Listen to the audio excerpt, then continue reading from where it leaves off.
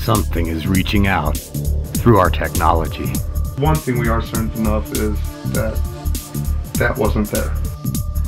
Something is reaching out through the powers of our minds.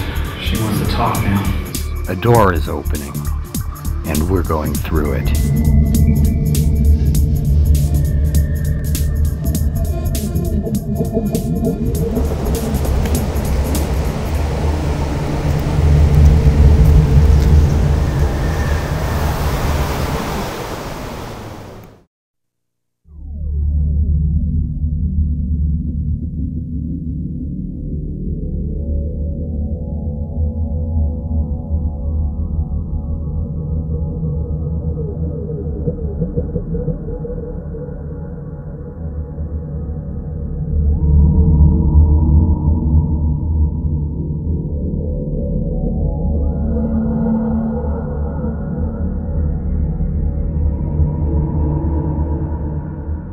My name is J.C. Harris. I'm a certified ghost hunter and laity demonologist. In the summer of 2001, I had a 9-year-old son that died in an accident at my house. And after that, I went through a period of mourning, and about a year or so it took me to get over that, enough to where I was able to function and go on with my life.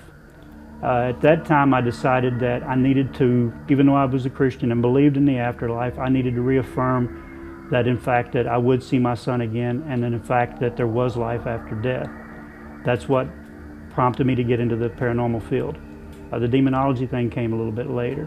I found a lady in my area named Patty Starr who offers ghost hunting classes, paranormal classes, whatever you prefer to call them, and contacted her, set up some, the classes, and actually became a certified ghost hunter in 2003, I think it was. We went out, I went with a local group out of the Louisville area.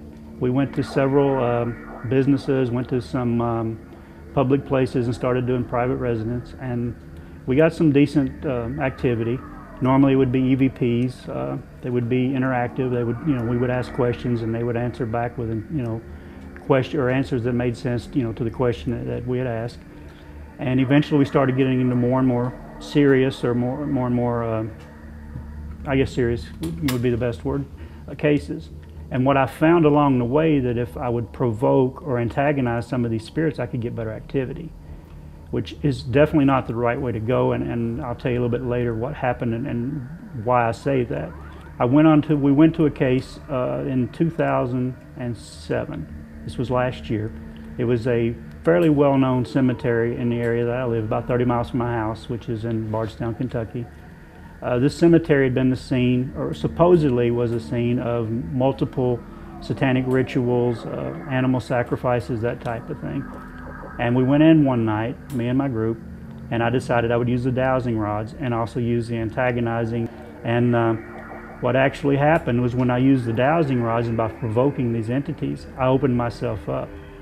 And what happened, I actually became possessed during that investigation. Now, at the time, I didn't know what was happening to me.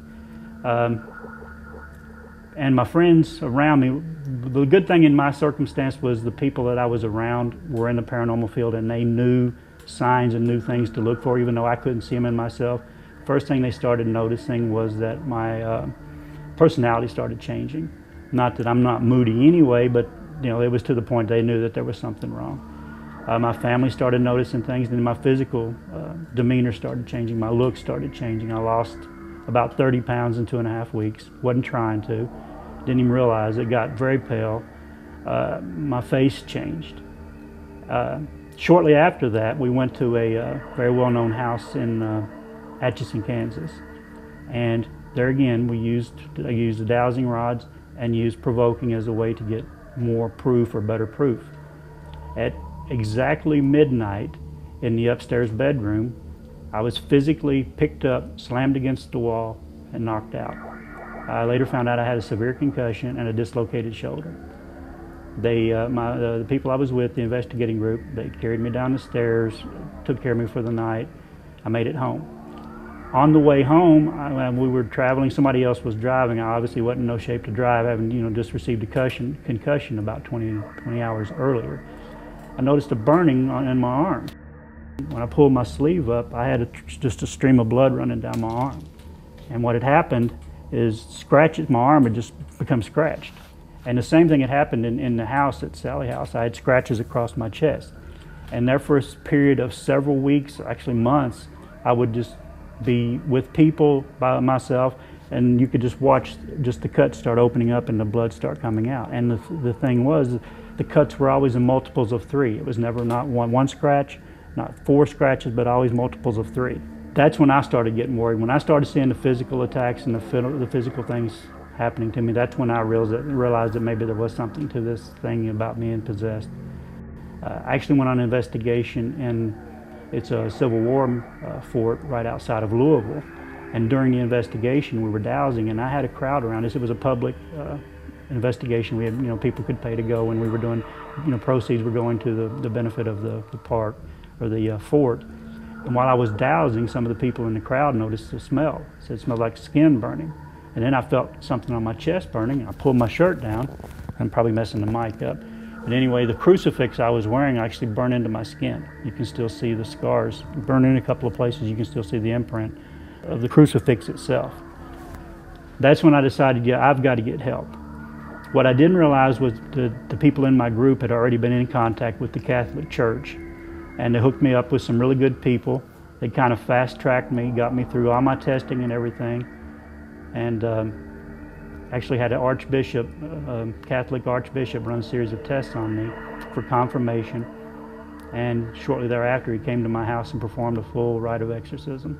The person who got me started and actually, that supervised my training, Patty Starr, one of the first lessons she taught me was always ask for protection before you go in. Always do a ceremony for protection.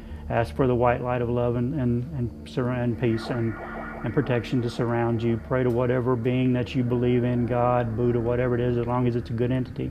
Pray for protection and never provoke.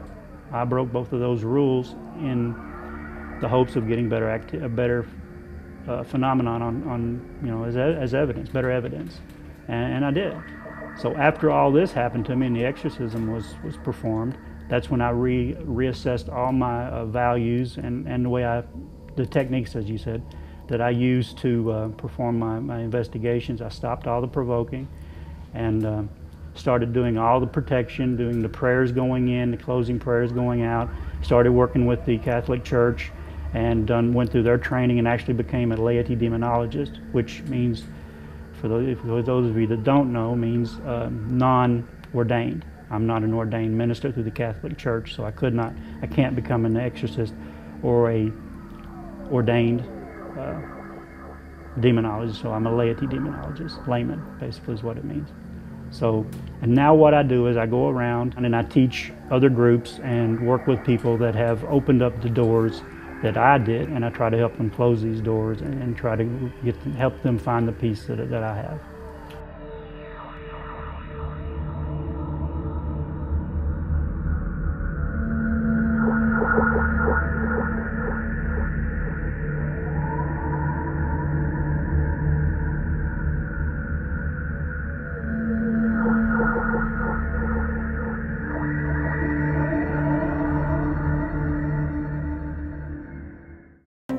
In a small Kansas town, a family was driven out of a seemingly ordinary home by some of the most violent paranormal activity ever documented. For years, they thought the torment was over, the terror a distant memory, until we journeyed to investigate the house. Something knew we were coming. I felt it. I got it. I felt it. And the nightmare They just started forming. That is enough. begins again.